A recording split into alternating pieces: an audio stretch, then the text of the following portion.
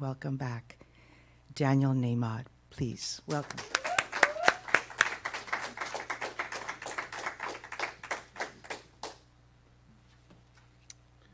Who managed that high-pitched sound? Who just made that sound? That was impressive.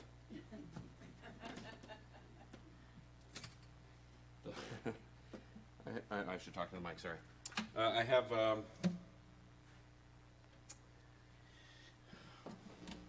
for somebody who's been singing for a living for 25 years, I have just about the least sexy music career anyone's ever had. You know, it's just like, this is what I do. I dress like I'm, kind of, it's casual Friday in some office, and I sing songs that I mean, and I share how I'm feeling, and, it's just thoughts about life and so on. And that little scream made me remember a moment the closest I ever came to feeling like a rock star probably in my entire life. There are really only two moments I've ever felt like a rock star, and one of them was I was singing for a Catholic girls' school, and there were like 200 or 300 girls there in the auditorium for what do you call it? They had not a field trip, but an assembly. They had a school assembly, and I was the guy. And I sang songs, and in between songs, the girls like screamed like I was a pop star. I have no idea why. I certainly didn't egg it on, and didn't even know what to do about it. But it did make me blush, and it did make me feel like a rock star for a second. And the only other moment I ever had feeling like a rock star was I was in Tucson with my wife and two of our close friends. Her close friend lives in Tucson with a husband and wife, and we went to a restaurant/bar that had karaoke. And for whatever reason, I signed up for karaoke, and I sang, "Oh My Love," and I just was feeling the mojo, man. And it's in the original key, this track, and it's very high and very fun. And I had everything I needed that day to sing the hell out of that song. And the place erupted, screaming like I was a rock star. And I went back to their house with Melina. I'm like, I have been performing for audiences thousands of times. I have never felt so much like a rock star as when I need, everybody, it was like that. And all that from that little whoop you reminded me. And no, you don't need to. I don't encourage it. But clearly it makes a monster out of me. It's only happened twice, and I'm still thinking about it 20 years later. But in fact, as it turns out, that is not totally unrelated to what I thought I would. Something about this is a sweet little room, don't you think? I mean, I enjoy coming into this sweet little room. Maybe it's Suzette. Maybe it's I get a warm welcome whenever I come, and it feels cozy. And I always start thinking about feelings in a way. I like when I come in here. So I think I might poke and prod you a little bit today. That's kind of my intention. So we approach the holidays, which I think has 2 or 3 automatic responses. One is, woohoo. Another is, oh, Another is, checking bank balances and making lists. And for some people, it's how lonely am I going to be this holiday, or who am I going to miss this holiday, who's gone now that I can't see. For some, it's, do I have any plans? I mean, really, there's a whole gamut of feelings. What kind of loser am I if I don't have a dinner plan, or am I not going to a party, or you know what I mean? I mean, it's a wide range. It's a series of expectations and cultural pressures and associations that people have,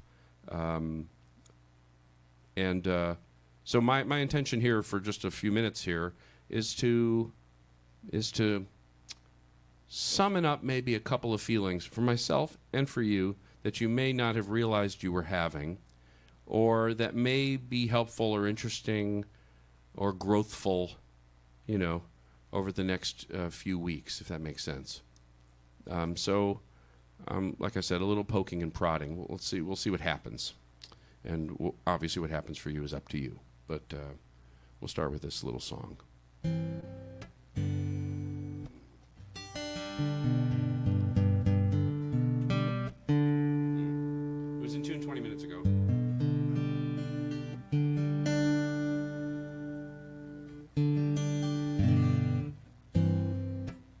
Good news is I've had a cold for 2 weeks, so I can barely hear, so I can't tell if it's in tune. Sounds great to me.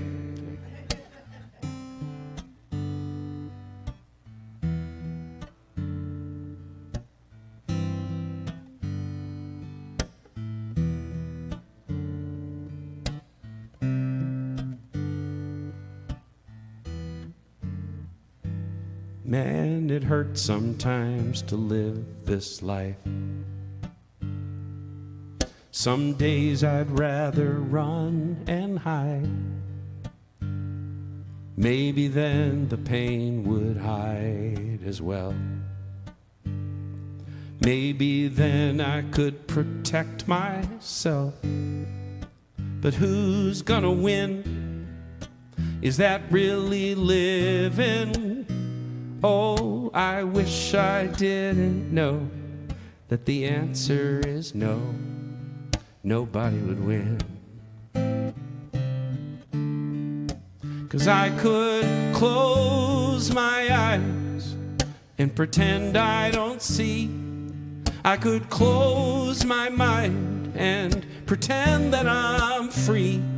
But my soul knows the truth. Life means stepping back in. I'm gonna open my heart again.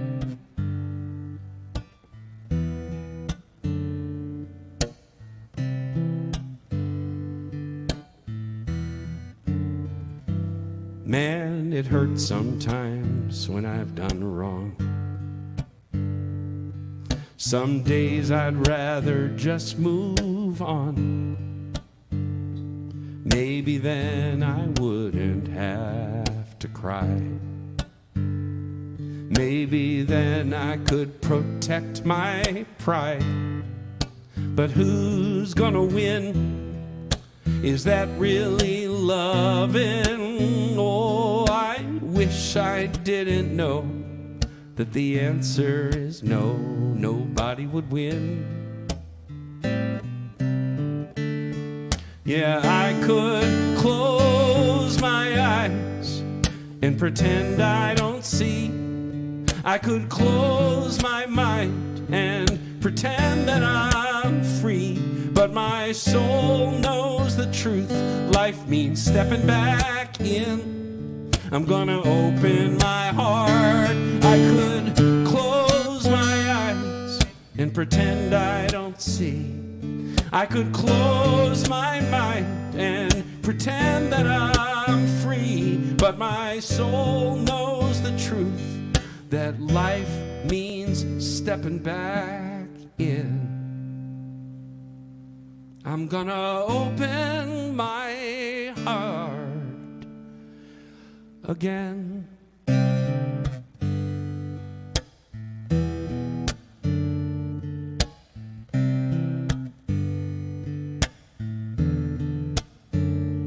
Open my heart again.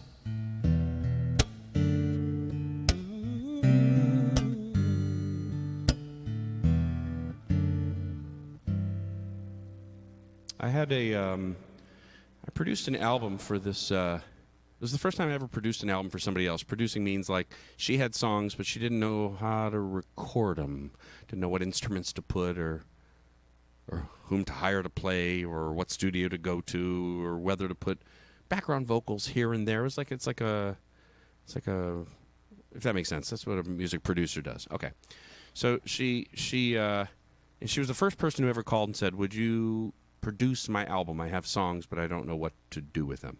And it was super fun, and the result was lovely because she was lovely and her voice was great and everything. And then when she finished, she said, "Okay, now I'm going to go out and perform. I've heard it before. I want to do what you do for a living." This is what people say to me. I want to do what you do for a living. I'm like, okay, good luck with that. Have fun. I'm not sure I make a living, but okay, all right. Well, let's assume I do. And so she called me, I don't know, a month or two later and said, "I got a gig. It's in Phoenix. I'm on my way. I'm very excited." I'm like, "Great." And she had gotten the album from the manufacturer. This is in the days of, bulk quantities of CDs at the time. I used to order thousands of CDs at a time.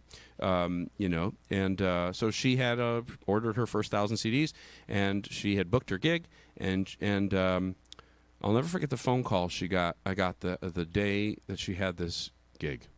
It was a Sunday afternoon, and the phone rang. I picked up the phone, and she said, "Your job is so hard." I said, "Why?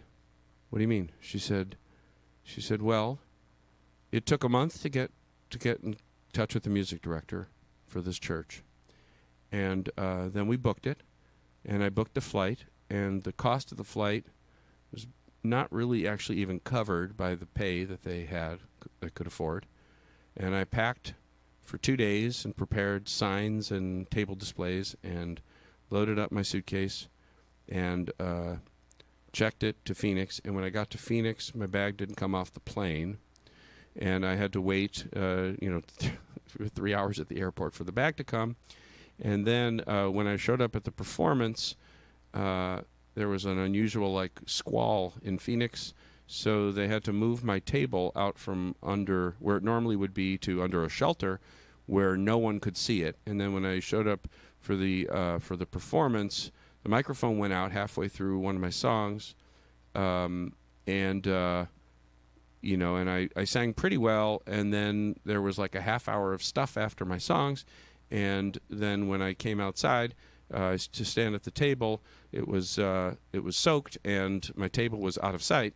And she said, I mean, if I remember correctly, this was years ago, but if I remember, she said I sold 4 CDs, and I got on a plane and went home.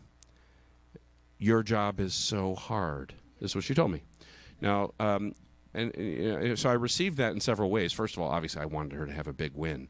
But the other thing that I couldn't help but take from that phone call was, you're right. Thanks for the reminder. And my wife notices. I don't notice. By the way, this is not a complaint session. I'm just talking about my own personal experience here. And there's a reason I'm telling this little story. But you're right. You're right. There are a lot of, this is the fun part and the easy part. Almost everything else about it is a job. It's hard. It's hard.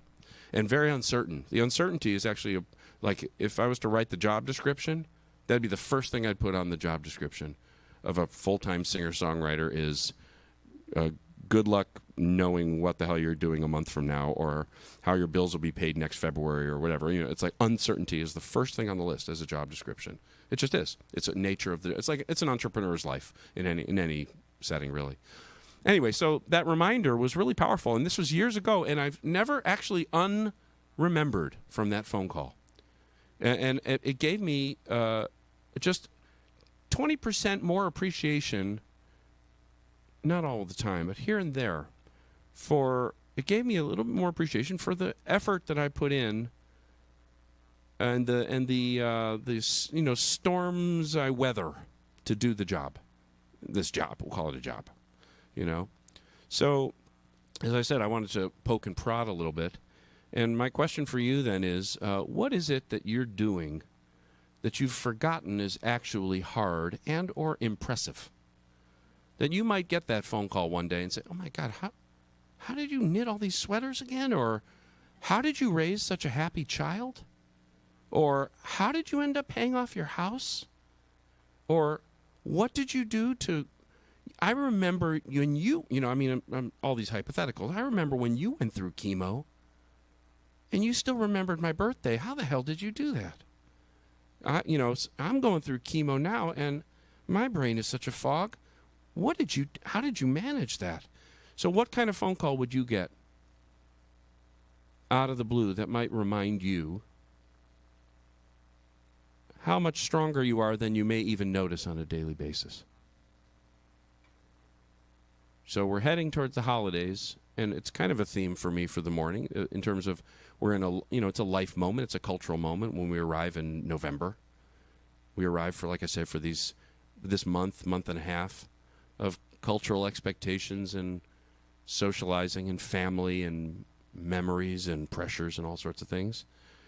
And maybe it's worth taking a few seconds to acknowledge the things that you are doing the things you have overcome that you maybe stopped noticing, stopped appreciating about yourself. That it might take a phone call like that to remind you. Give yourself the phone call. Oh yeah, I had a hard year. 2 years ago, I was on the verge of bankruptcy. Now I've got my credit card paid off. Whatever it is. I had a moment with a friend who I thought I knew along these similar lines, which will lead me to another song. And the moment was we had an hour to talk privately, which we hadn't had, even though I've known her for probably 15 years. And she started telling me her life story. Now, this is somebody I thought I knew and really liked. I thought she was cool and confident and talented, great singer, successful business person with her husband. I mean, this is a winner of a person. Generous, friendly. You could hear her laughing across a room and you'd know it's her. And this is like a keeper of a person. Then she tells me, and I don't remember why, that she had been adopted into an abusive family as a little girl and had gotten the hell out of that house as soon as she could as a teenager and had never looked back and had built this life, this successful, generous, talented, cool, fun, friendly, warm, loving life. And I'm looking at her and I'm thinking, oh my God. See, I thought I was just looking at a normal, average, everyday, awesome person.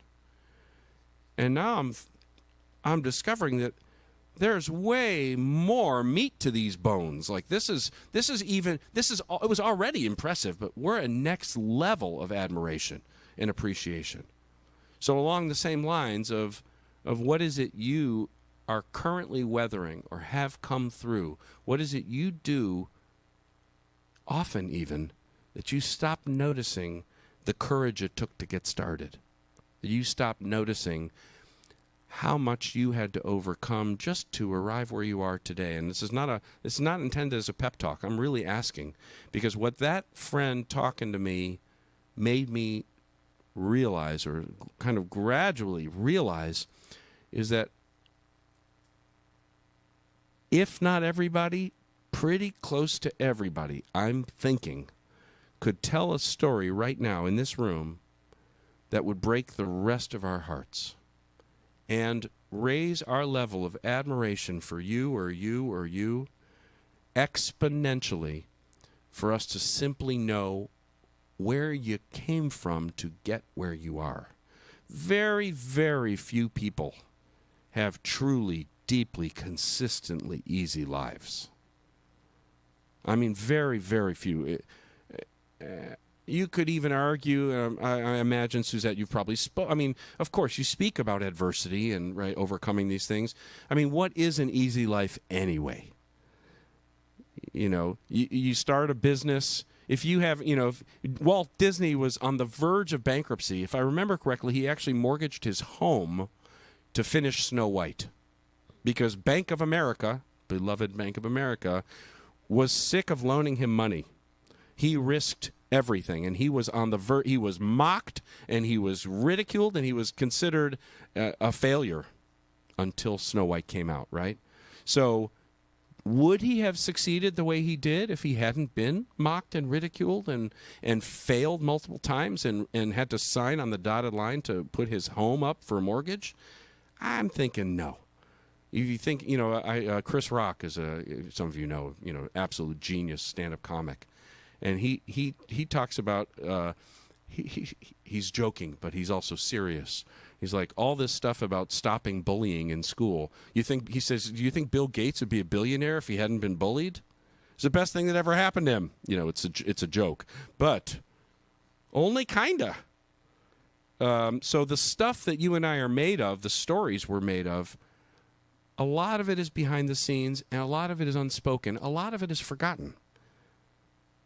The things that I think about the building materials in a home. We can see the paint, we can see the rug, we can see the fabric on the chairs, But we can't see the foam underneath the fabric. But does the quality of the foam impact the quality of the chair? 100%. We can see the drywall is well taped. You know, it's like it's a clean line. I can just see a little line there, right? This is just because I'm renovating a home, right? So it looks like it's a well-made wall. But when there's a party going on in the suite next door, that's when you find out how well it was actually built. You find out whether there was insulation put in there, even if they didn't need to by code. You find out whether they used half-inch drywall or 5/8" drywall, which makes a difference in sound insulation. You find out whether they use soundproofing insulation. None of these things you can see.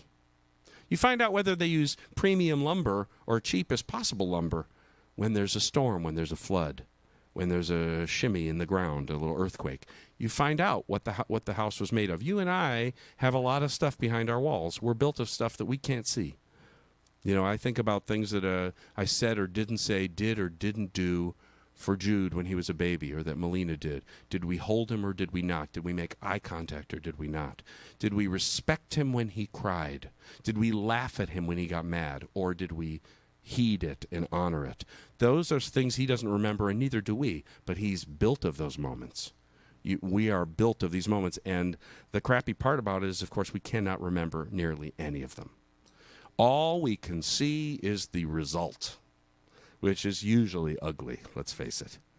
You know, because the people who were either stepping in or closing off, the people who were either holding us or rejecting us, those people were screwed up to begin with too. And they were raised by people who were, it just goes on and on and on. The cycles of not just abuse in the larger sense, but the cycle of happiness, the cycle of self-awareness and emotional intelligence, these cycles are very slowly worn away. It's not often that one generation has a massive breakthrough and raises its children completely differently than its parents did. You know what I mean? I've done my best. I've been to therapy, and I take as much responsibility as I possibly can, but I get it wrong every day with Jude, doing my very best. What I would consider to be a post-therapy best. I'm not saying I couldn't use more, but I had a great therapist and went through I had my own midlife crisis already, for God's sake. I should have cleared out some of the crap that I've still got. You know, I had my midlife crisis. I was 27. Hopefully not a midlife. I'm 53, so that would be bad. You know what I'm saying? So we are made of this stuff, and we react the way we're going to react, and we don't always understand the way we react. We don't know the stuff we're actually made of. It's behind the walls. You know, you find out in an earthquake whether the foundation was made to code, whether they used the good rebar or the cheap stuff. That's when you find out. I always used to say in dating, it's like, you want to find out how you were parented? Have a kid. You want to find out how your parents got along? Date somebody. And all of a sudden, you see it come up. Everything you do is an echo of what you watched. Sometimes in reaction, sometimes a impersonation. You know, we are subject to these things. Can't help it. So, as I said 20 minutes ago, this friend telling me this story and gave me this thought that any one of us is a survivor at a level that the rest of us really couldn't imagine, because most conversations in most days are, how's it going? Great. How you doing? Fantastic. Nice day. Good. Yeah, everything's wonderful. Oh, love it. Oh, that's beautiful. Oh, thank you. That's great. Great to see you. Bye. And meanwhile, not a real word was spoken, and I understand why. Because who has the time? And, you know, life gets exhausting if you're doing a lot of poking. I'm poking and prodding here for 20 minutes, a half hour. But generally speaking, you know, I would rather watch TV, you know. You know what I mean? I'd rather watch. Really, it's tiring. It's tiring to lay. I lay bare myself when I'm singing a song, and I lay bare when I'm writing it. The rest of the time, no, not so much. It's more, Snickers bars and Adam Sandler movies and scratching the dog's belly and hanging out with my boy. You know what I mean? It's not deep stuff. Deep stuff is exhausting. But when that friend told me that story, and I started thinking about how many people come through, how much, just to arrive where they are with a strength that is well concealed, it goes back to my original question to you, which is, what is it you're doing on a daily basis? What is it you've arrived to be that, if you're really honest with yourself in the best possible sense, took a lot to get there? You stopped even noticing. You certainly stopped talking about it. But it's still true. My wife is that. My wife is a survivor. 5 kids raised by a single dad on disability most of his life, medical disability. Heart problems, leukemia. He struggled. He struggled financially to feed 5 kids. He struggled with a wife, the mother of the kids, that was gone, and unsuccessful marriages after that. And they had it hard. They did. Meanwhile, you talk to my wife now and you think, what a cool, classy, beautiful, talented. You look at her jewelry she made. This is not somebody raised to be an artist, not somebody to be a beautiful, loving mother that she is. She had never had a mother. She's making it up as she goes along, and primo job at it. You know what I'm saying? But you wouldn't know it from talking to her. She looks like a truly privileged person. And she would tell you she is now, but she wasn't. 1 chicken and a pound of beans is what her dad used to get at the grocery store. He'd cook it, and they'd eat it for the rest of the week, right? So what are you made of that nobody can see? It's almost certainly much more than anyone in this room realizes, even if you're sitting next to somebody who loves you and knows you well. So that friend inspired this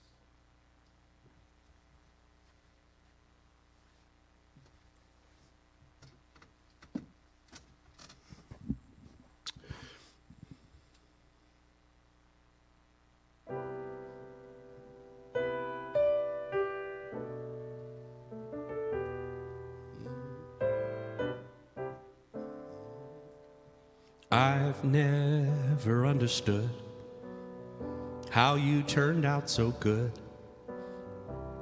with all that you've had to endure. No one expected you to make the best of you. The deck stacked against you, for sure. The more that I learn, the more I admire how you never got burned being forged in the fire. Yeah, an ordinary mortal would have quit by now. With a life like a field full of mines. You're human, I know, made of muscle and bone, but you must have steel in your spine. You never talk about when you first figured out that you'd have to go it alone. It breaks my heart to picture you, a child hiding out of view, so young to fight on your own. But still here you stand, and still here you are, igniting the world with your luminous heart. Yeah, an ordinary mortal would have quit by now. With a life like a field full of mines. You're human, I know, made of muscle and bone, but you must have steel in your spine, and that would explain how you never admit any pain. So let me just say that child has a lot to be proud of, but no longer needs to keep the world at bay. If you were mortal, you'd have quit by now. You've been counted out so many times. You're human like me. You can bruise, you can bleed, but you must have steel in your spine. Yeah, a mortal would have quit by now, but your light was determined to shine. There's so much more than they see. A superhero to me. You must have steel in your spine. You must have steel in your spine.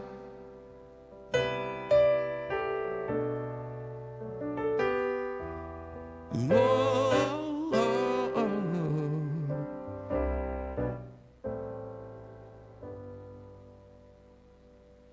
Now, the only other subject. Oh, thanks. That's right. Ooh, got a little. The only other subject I really wanted to raise today, because I am famous in my own mind for making services way too long, and I'm determined not to do that. But I did want to also, just for the sake of making, in case it's helpful, that's kind of the whole goal here, right? In case it's helpful, just to raise for you the question of what are your associations with the holidays that are coming up? Like, whom do you think of when I say Thanksgiving dinner?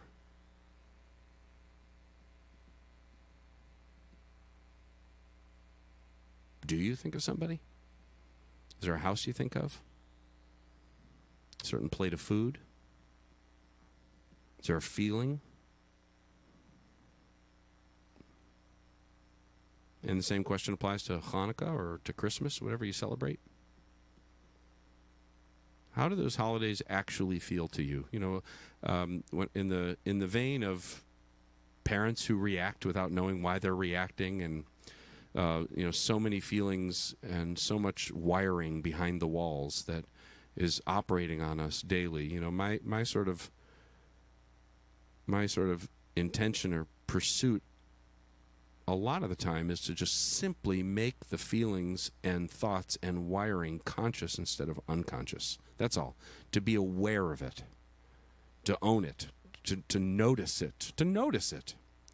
So for me, for example, Thanksgiving's coming up in 4 days.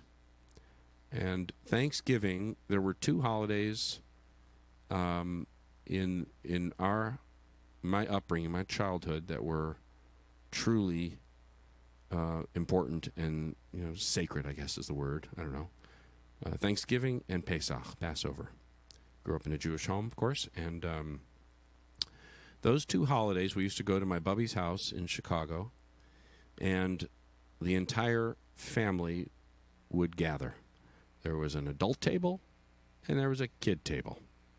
The kid table was a folding table in the living room in my bubby's house in Chicago, where the only house they ever lived in since emigrating.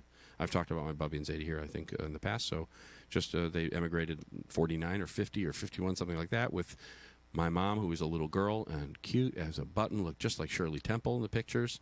My uncle Chaim, who's now 70-something, who was just a baby boy, born in Berlin in the DP camp there, and their third child, Harriet, born in America and absolutely an American child, rebellious and, you know, snotty from all reports, you know, as a kid, and there was Sonia was their oldest child. My mom, Shirley Temple, who had three boys. So the three boys, little boys, used to come over. I used to play on the little piano, little recitals for my bubby at the time as a little boy, and it was very festive. And my bubby was an unschooled, brilliant chef of the old world Jewish Polish foods. She made them all from scratch. Kishki and kugel, and I can still taste it. Haven't tasted her cooking. She died in 1987. I was graduating high school when she died, 1988. And I can still remember the taste of the stuffing that she used to make. And the other thing about that, the family gatherings actually, that was, at least in my particular case, for my family, was that there was always a tinge of, they were absolutely immigrants. And they were heartbroken immigrants. Even though I was too young to know any details, they were Holocaust surviving immigrants. And there were 3 or 4 different couples that we thought of as the old people. As the boys, we thought of them as the old people at the old people's table, and they weren't actually related, several of those couples, but they were the only people who they knew who had survived the Holocaust with each other. So when they arrived in Chicago, they were it. They were each other's family. So they gathered at the table and they played a card game called Kaluki, which I don't know anything about except they were very focused on it. And the men drank hard liquor sometimes, and the women sipped coffee. And they sat around that big table that my Bubby never took the vinyl protector. She never took it off her couch, and she never took it off the dining room table, I remember. And it was a lovely little old, modest home. Probably not old at the time. Actually, feels like it was at the time, but it probably wasn't.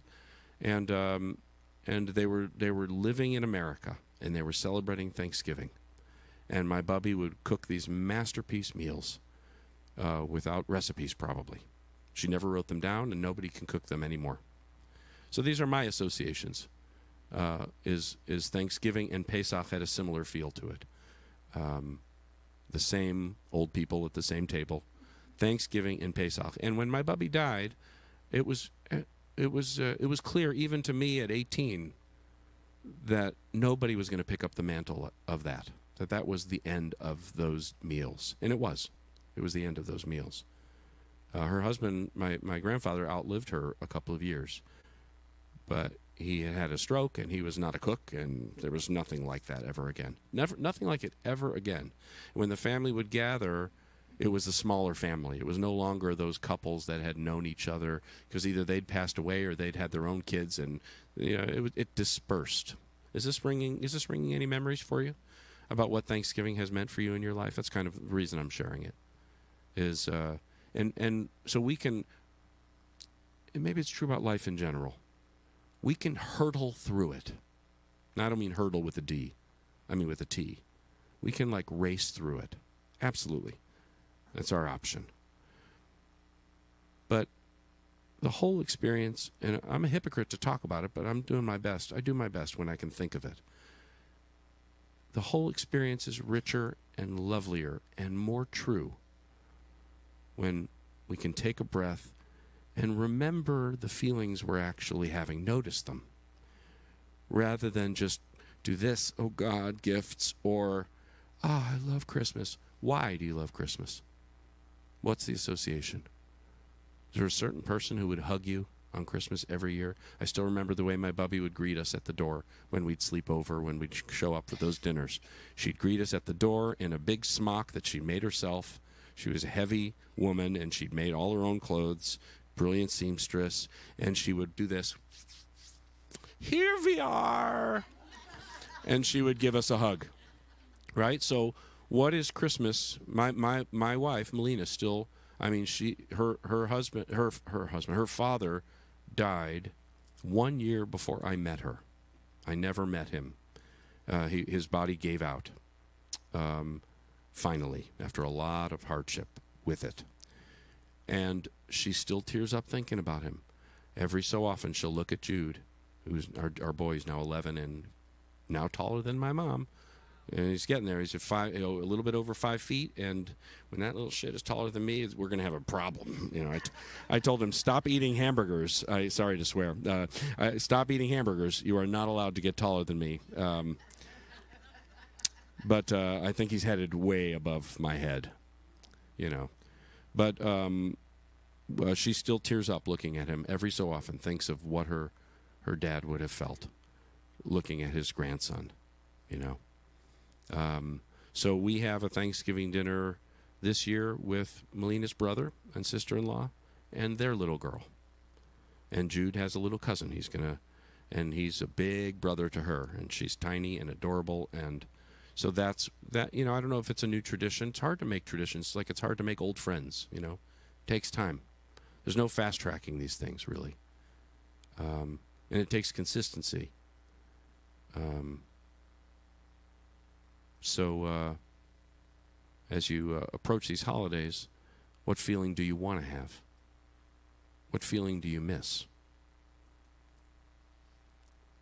What feeling is gone? It's just worth noticing.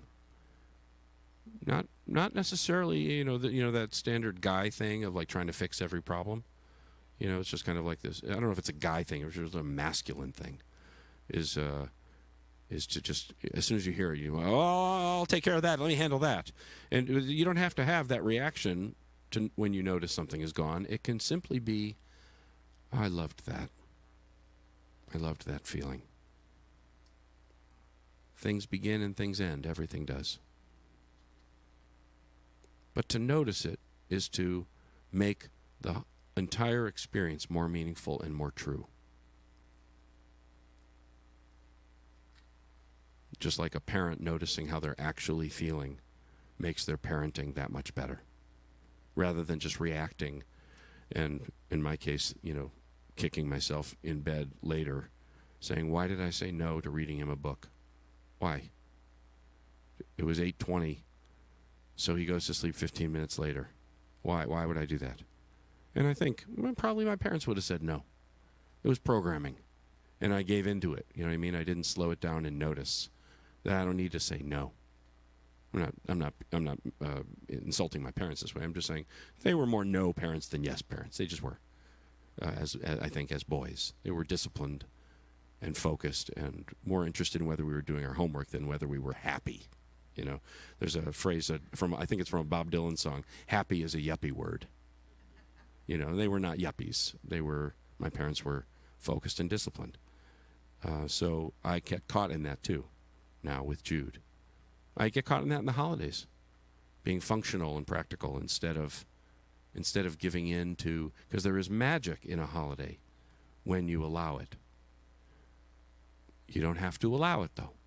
The movies are filled with Grinches. They are. We all know. It's an easy laugh line to say. I'm sure no one in this room is chronically cranky, right? But of course nobody is. But we know those people who are chronically cranky, who stopped noticing that they are years ago, probably. And if we knew their story, we'd understand why they are. It's not about like making it great, but it is about compassion and empathy and understanding for yourself or for somebody around you. Somebody who can't enjoy themselves anymore. We know those people too. Somebody who manages to take the greatest vacation and turn it into a disaster story. Oh, it was great until I broke my foot, or there's always a story. We all know that like I said, I'm sure no one in here is a drama king or queen, but to me, and it really is.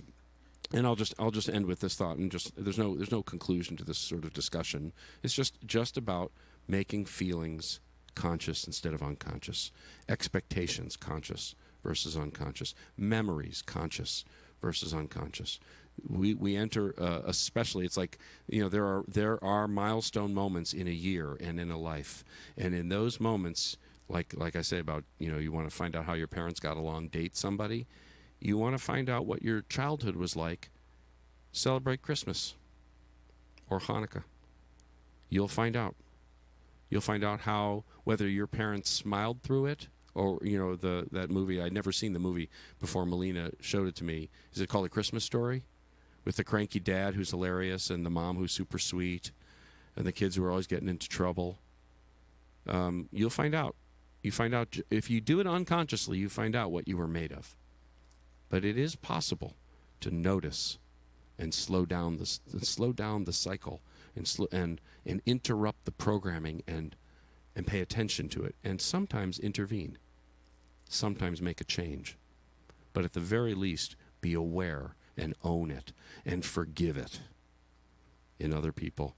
To realize that the reason you're sad today is because of that Thanksgiving you used to have, that you'd forgotten how good it felt and therefore there's a tinge of disappointment. And that's okay, that's life. But to have that thought consciously is to not let it ruin your day. Unconsciously, it changes everything. It makes you into the dad in that movie. You know, disappointment, frustration, or joy.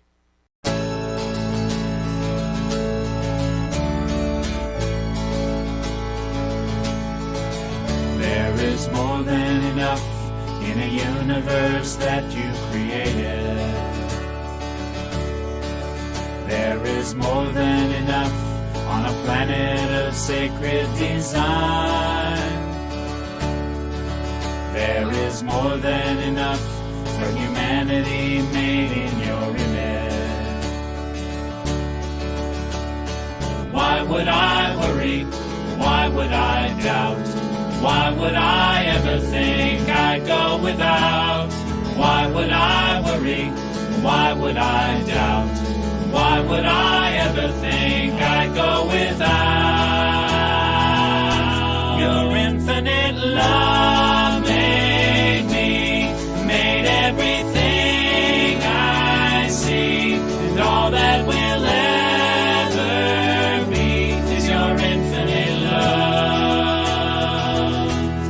Let my soul know the truth, whatever I choose to do, your infinite love will prove more than enough.